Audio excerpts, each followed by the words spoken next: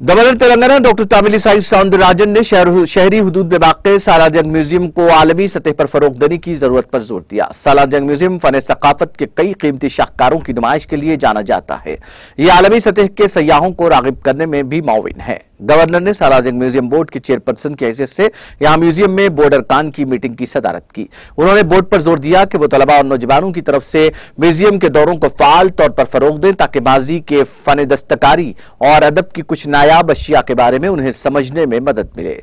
Doctor Tamilisai Soundararajan ने museum के हुक्काम को भी मशवरा दिया कि वो सयाहों को म्यूजियम में विजिट के बेहतरीन तजुर्बे को यकीनी बनाए।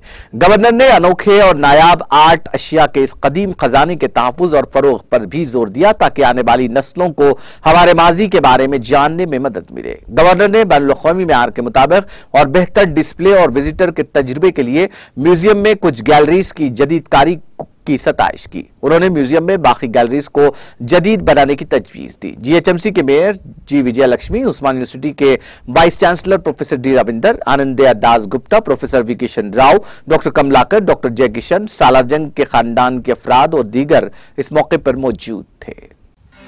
नाज़रीन, हमारे टीटीवी न्यूज़ को सब्सक्राइब करिए, बेल आइकॉन को प्रेस करिए, शेयर करिए और लाइक करना ना भूलें। और किसी एडवर्टाइजमेंट से मुताल्लिक़ जानकारी के लिए हमारे इस नंबर पर कांटेक्ट कीजिए।